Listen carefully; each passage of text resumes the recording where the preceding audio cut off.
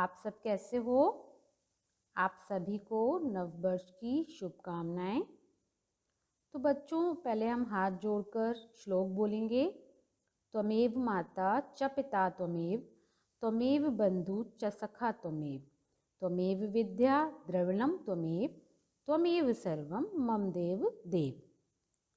बच्चों, आप लोग जब रात को सोते हो तब कोई ना कोई कहानी तो सुनते हो, कुछ अच्छी अच्छी बातें करते हो। ज़्यादातर बच्चे तो कहानियाँ ही सुनना पसंद करते हैं, है ना?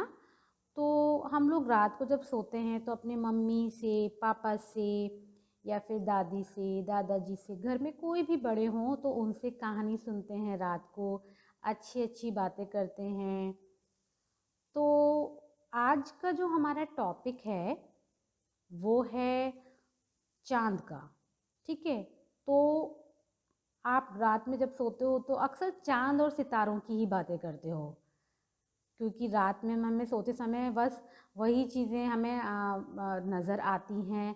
तो हम चाँद के बारे में तो ज़रूर बातें करते हैं और सभी लोग बातें करते हैं। तो आप लोगों ने बच्चों कभी ये सोचा है कि हम बातें करते करते एक सपनों की दुनिया में खो जाते हैं और हमें अच्छे अच्छे सपने भी आने लगते हैं, कभी कभी बुरे सपने आने लगते हैं। जब हम रात को कुछ अच्छा सोचते हैं तो हमें अच्छे सपने आते हैं, और कुछ हम ऐसे ही सोचते हैं तो हमें सपने कुछ अजीब अजीब से आते हैं। मतलब हमें अच्छे भी सपने आते हैं और बुरे भी सपने आते हैं, सुंदर सपने भी आते हैं हमको। तो बच्चों, कभी कभी आपको परियों के भी सपने आते होंगे, चॉकलेट के सपने आते होंगे, चांद के सपने, सितारे के सपने। तो आज का जो हमारा टॉपिक है वो चांद से ही रिलेटेड है। लेकिन आपने कभी ये सोचा है कि कभी इस चांद पर कोई गए हैं? हाँ, आपको पता है चांद पर एक अमेरिकी नील एल्डन आर्मस्ट्रॉन्ग सबसे पहले गए थे। जैसा कि आप इस चित्र में देख सकते हो, ये नील आर्मस्ट्रॉन्ग हैं जो चंद्रमा पर कदम रखने वाले पहले व्यक्ति थे। आर्मस्ट्रॉन्ग को अपोलो अभियान के खगोल यात्री के रूप में चंद्रमा पर कदम रखने वाले पहले व्यक्ति के रूप में जाना जाता है। तो इनका नाम क्या है? नील एल्डन आर्मस्ट्रॉन्ग। तो ये सबसे पहले बच्चों चांद पर पहुंचे थे। तो बच्चों, आज का जो हमारा टॉपिक है वो इसी से रिलेटेड है। एक लड़की है जो एक कहानी चांद के बारे में और सपने देखती है, तो उसी के बारे में ये पाठ है। तो आज का हमारा पाठ है साक्षी पहुंची चांद पर। तो ये आपकी परिवेश से पाठ नंबर 9 से लिया गया है। तो आप इसमें देख सकते हो एक लड़की है जिसका नाम है साक्षी। वो किस तरीके से बात करती है, अपनी माँ से बात करती है, तो इस कहानी में यही बताया गया है और चांद के बारे में जानकारी दी गई है। तो बच्चों, हम इस कहानी को अच्छे से सुनेंगे और पुस्तक को अपने सामने रखेंगे। तो बच्चों, कहानी इस प्रकार से है।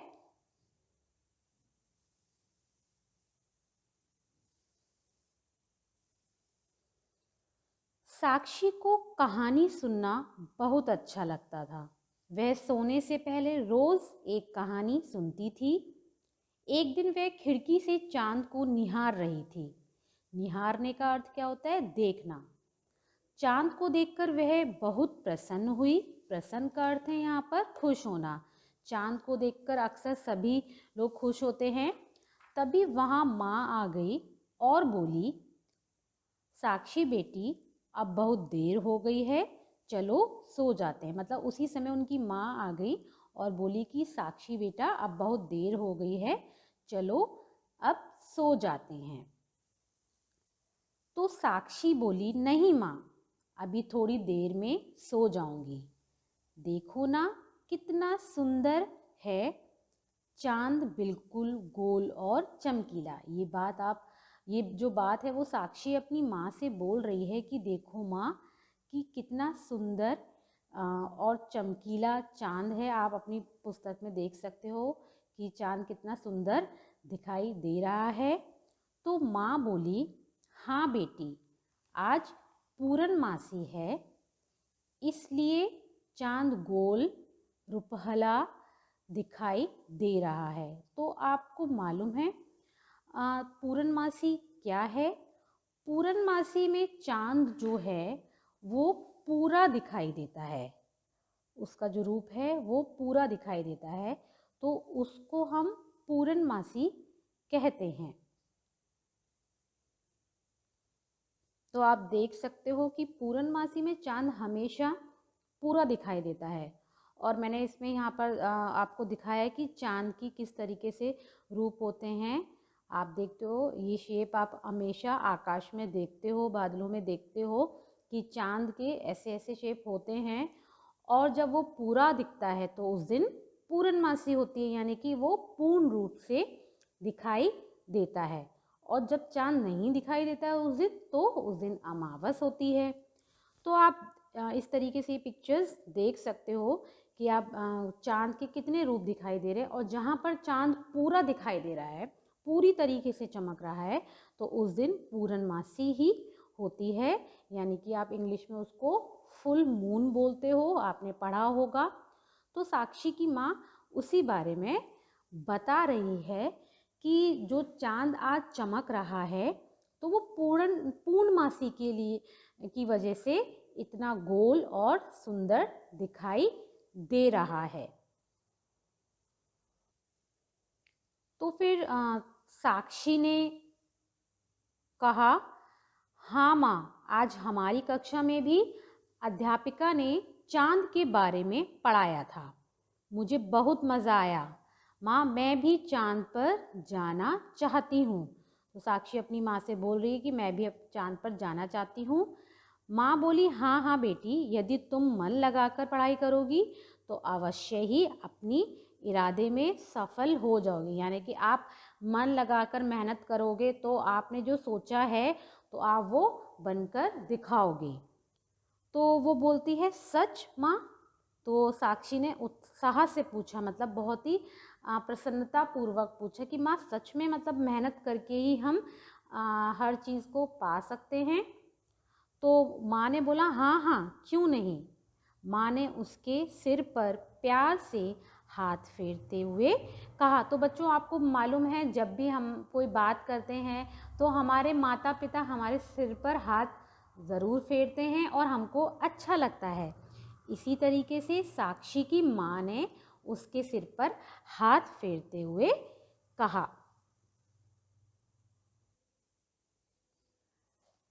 साक्षी खुशी खुशी माँ की गोद में सिर रखकर लेट गई।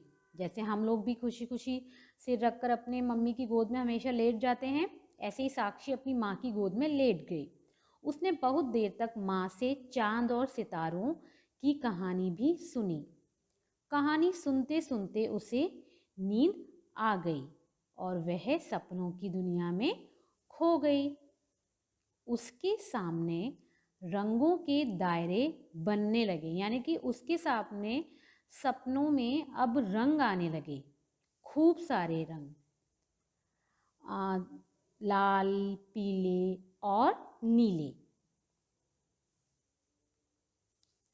तभी उसकी बाहों से कोई चीज़ आकर टकराई। जब उसको लाल, पीले और नीले रंग दिखाई देने लगे तो उसकी बाहों से, यानी कि उसकी बाहों को हम क्या बोलते हैं? बाहों को हम हाथ बोलते हैं, आम बोलते हैं।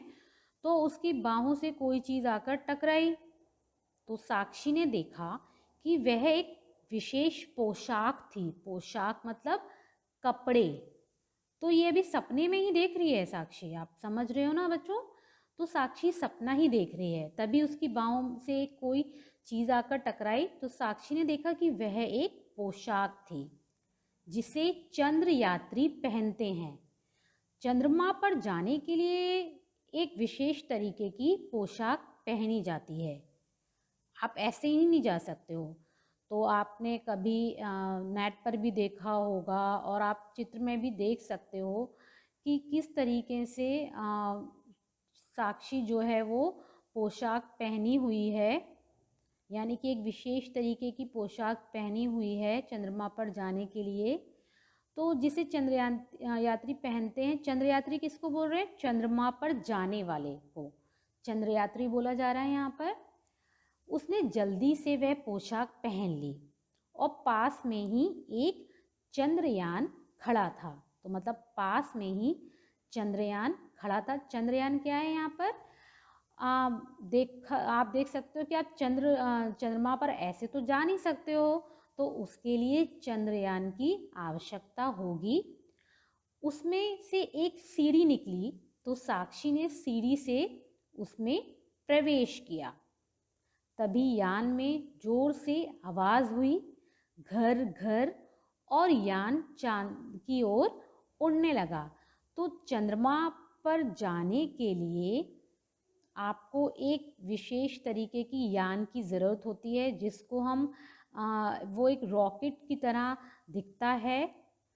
और रास्ते में उसने देखा कि चांद बड़ी शान से चमक रहा था। उसने रास्ते में देखा कि चांद जो है वो बहुत ही अच्छे से, बहुत सुंदर चमक रहा था। वह अपने दूधिया चांदनी से धरती पर प्रकाश कर रहा था। मतलब आप देख सकते हो कि चांद जो है अपनी रोशनी से पूरी धरती पर कितने अच्छे से प्रकाश करता है। और आप इस चित्र में भी देख रहे हो कि किस तरीके से ये चांद जो है चमक रहा है। तो उसी तरीके से चांद जो है पूरी धरती पर अपनी रोशनी से उस धरती को प्रकाशित करता है। साक्षी को चंद्रमा के ठंडे ठंडे प्रकाश में नीले रंग की धरती बहुत खूबसूरत दिखाई दे रही थी। आप देख रहे हो कि साक्षी किस तरीके से वो चंद्रयान पर चढ़ी थी और चंद्रयान में सीढ़ियाँ भी लगी थी।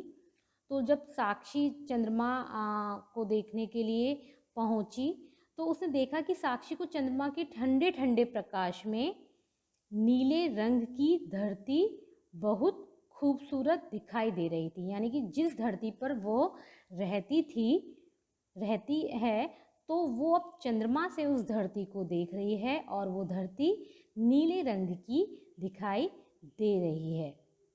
तो कुछ ही देर में चंद्रयान चंद्रमा पर पहुंच गया। मतलब चंद्रयान जिस पर क्या बोलते हैं साक्षी गई है, चंद्रमा पर वो पहुंच गया और यान के रुकते ही सीढ़ी बाहर निकली। आप देख सकते हो इसमें कि यान जब रुका तो एक सीढ़ी बाहर निकलती है और साक्षी सीढ़ी से उतरकर चंद्रमा की सतह पर पहुंची। यानी कि चंद्रमा की जमीन पर वह पहुंच गई। और आपको पता है वो अभी तक सपना ही देख रही है। तो उसके बाद आप देख रहे हो इस चित्र में कि साक्षी किस तरीके से चंद्रमा की धरती पर पहुंच गई है और उसने एक विशेष तरीके की पोशाक पहनी है। और चंद्रमा पर जब हम ऊपर जाते हैं तो ऑक्सीजन की कमी होती जाती है।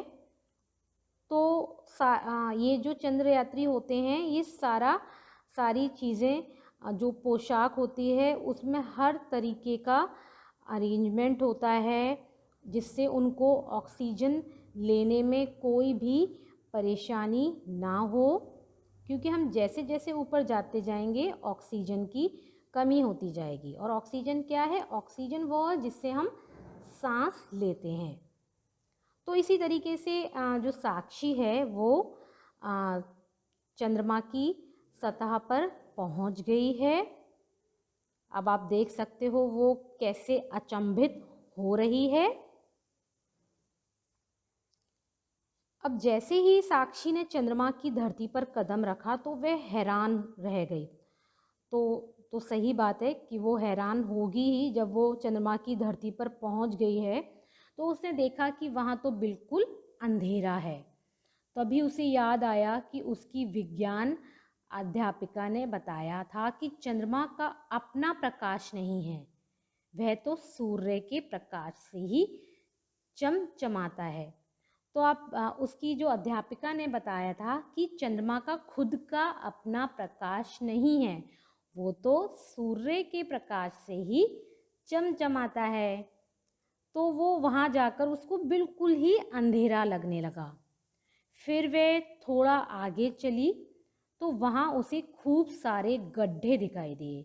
अब आप अपनी धरती पर जहाँ रहते हो वहाँ तो हर चीज़ बन गई है, वहाँ तो बहुत सारे लोग रहते हैं, पूरी दुनिया बस गई है, लेकिन चंद्रमा पर, चाँद पर तो कोई भी नहीं है। तो वहाँ पर तो गड्ढे ही गड्ढे दिखाई देंगे और सब ऊबड़ खाबड़ है। तो उसने देखा कि वहाँ पर गड्ढे ही गड्ढे हैं और चाँद पर ना पेड़ पौधे थे, ना पशु पक्षी थे। पेड़ पौधे भी नहीं हैं, पशु पक्षी भी नहीं हैं। वहाँ की धरती ऊबड़ खाबड़ थी, यानी कि जो चाँद की धरती है वो ऊबड़ खाबड़ ही है। वीरान चाँद को देखकर, वीरान यानी कि जहाँ पर कुछ भी ना हो, ना पशु पक्षी हो, ना पेड़ पौधे हो, तो वो जगह वीरान होती है।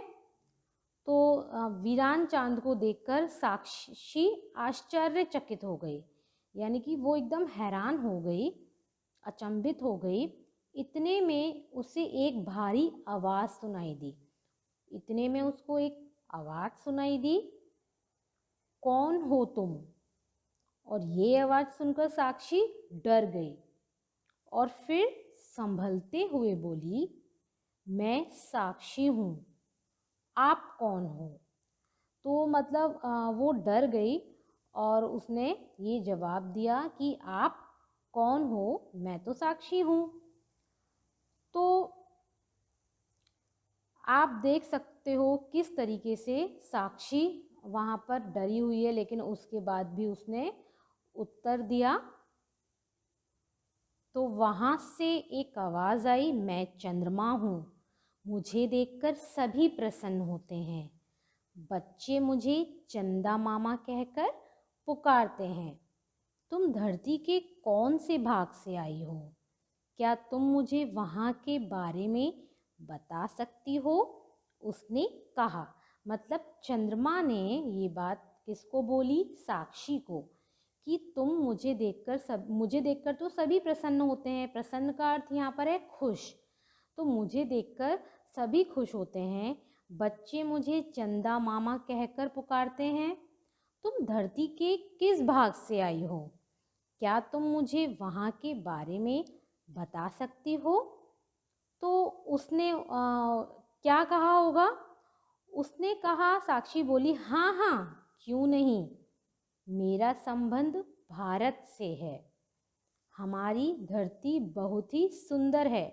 जब भी हमसे कोई भी पूछता है हमारे बारे में, तो हम सबसे पहले अपने देश के बारे में बताते हैं, अपनी सिटी के बारे में बताते हैं। इसी तरीके से साक्षी जब चांद पर पहुंची तो उसने कहा कि मेरा संबंध भारत से है। भारत यानी कि वो अपने देश का नाम ले रही है। और हमारी धरती बहुत ही सुंदर है, वो तो सभी को पता है कि हमारी धरती बहुत सुंदर है।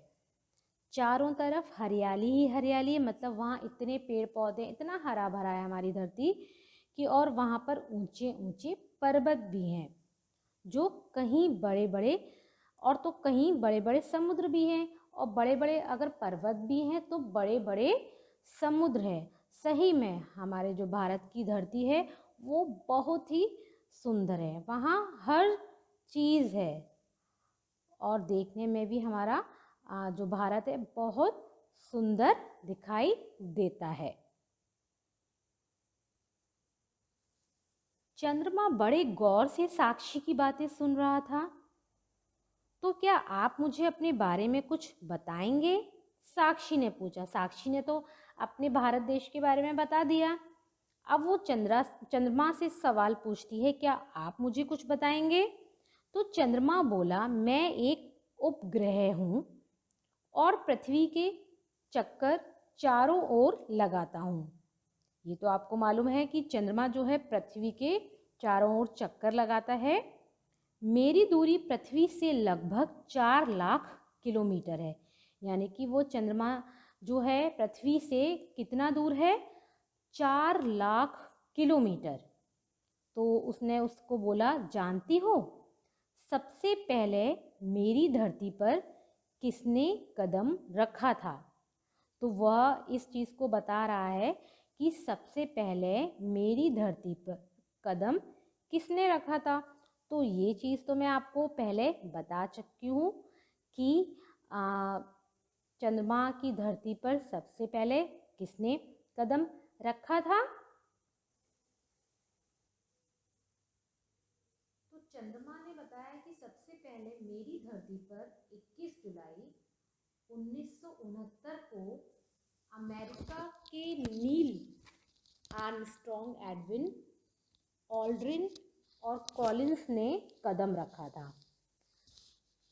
चंद्रमा ने क्या बताया बच्चों, मैं इसको दोबारा से रिपीट करती हूँ कि सबसे पहले मेरी धरती पर 21 जुलाई सन 1969 को अमेरिका के नील आर्मस्ट्रॉन्ग, एडविन ऑल्ड्रिन और कॉलिंस ने कदम रखा था। तो मतलब उसकी धरती पर सबसे पहले नील आर्मस्ट्रॉन्ग ने ही कदम रखा था, उसके बाद एडविन ऑल्ड्रिन और कॉलिंस ने कदम रखा था। यहाँ से जब उन्होंने पृथ्वी को देखा तो वो खुशी से उछल पड़े। मतलब जब उन्होंने चंद्रमा पर पहुंचकर पृथ्वी को देखा तो वो खुशी से उछल पड़े। तो वो खुशी से क्यों उछल पड़े? क्योंकि चंद्रमा से पृथ्वी को देखना बहुत ही आश्चर्य की बात है। तो आप सोचो जब वो लोग पहुँचे होंगे तो कितनी खुशी हुई होगी। हम लोग तो सोच भी नहीं सकते कि किस तरीके से वो लोग पहुँचे होंगे, उसके लिए कितनी मेहनत लगती है। तो और वो लोग जब वहाँ पर पहुँच गए होंगे, जब उन्होंने वहाँ सफलता प्राप्त कर ली तो वो लोग कितने खुश हुए होंगे।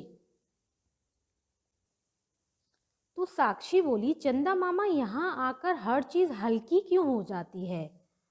चंद्रमा ने कहा, क्योंकि यहाँ गुरुत्वाकर्षण शक्ति बहुत कम है, जिसके कारण यदि हम किसी को एक हाथ से उठाना चाहें तो आसानी से उठा सकते हैं। तो बच्चों वहाँ जाकर हर चीज़ हल्की हो जाती है। हमारा जो धरती है, हमारी जो पृथ्वी है, वहाँ जो वो गुरुत्वाकर्षण केंद्र है। और जब हम किसी दूसरे उपग्रह पर पहुंच जाते हैं तो वहाँ पर गुरुत्वाकर्षण शक्ति बहुत कम है, जिसके कारण हर चीज़ जो है हल्की हो जाती है। फिर चंद्रमा ने कहा कि हम किसी को एक हाथ से उठाना चाहें तो आसानी से उठा सकते हैं। साक्षी को चंद्रमा की बातें सुनकर बहुत अच्छा लगा, परंतु अब उसे घर की याद आने लगी।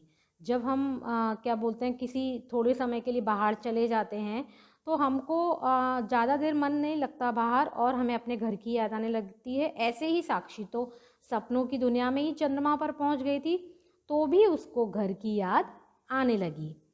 वह यान के पास आई और उसमें बैठ गई। यान क्या है इसमें? चंद्रयान, जिस पर बैठकर वो आई थी। और एक ज़ोर से गड़गड़ाहट हुई और साक्षी को झटका लगा। जैसी वो यान में बैठी और उसको गड़गड़ाहट हुई, यानी कि आवाज़ आने लग गई यान की, और साक्षी को झटका लगा और घबराहट में उसकी आँख खुल गई। और घबराहट में उसकी आँख खुल गई यानी कि वो सपना देख रही थी।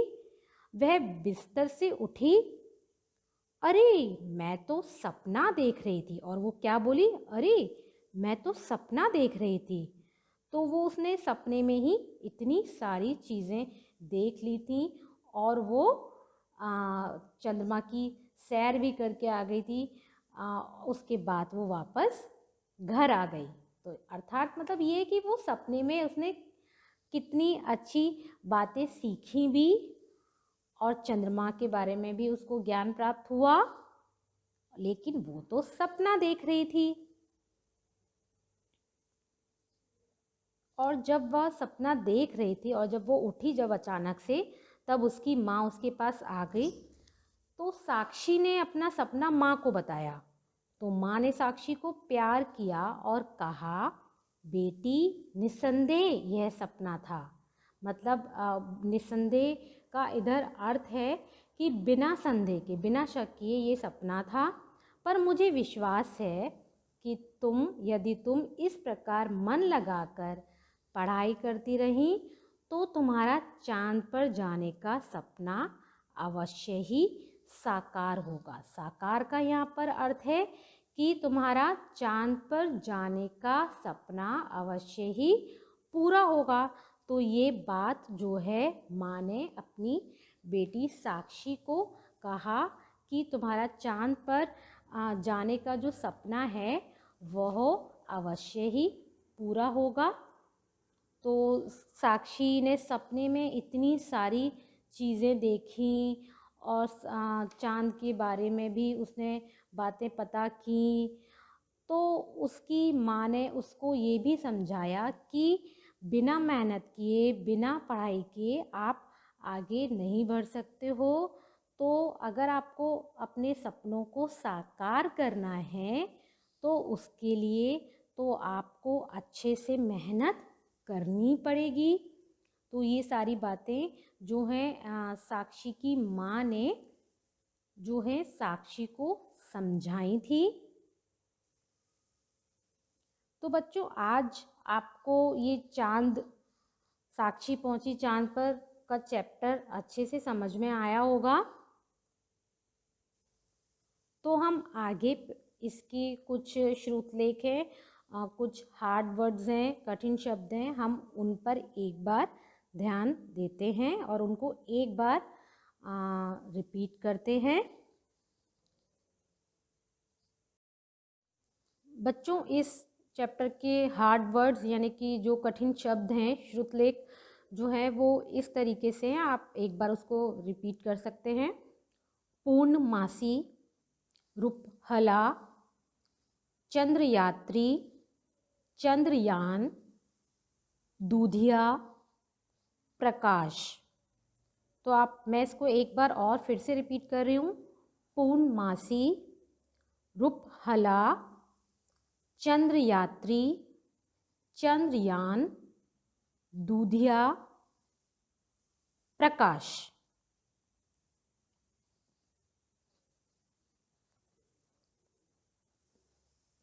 नेक्स्ट जो है आप देख सकते हो यहाँ पर नील आर्मस्ट्रॉन्ग की मैंने तस्वीर दिखा रही हूँ। आपको मैंने पहले भी दिखाई थी, जो चंद्रमा पर सबसे पहले पहुँचे थे।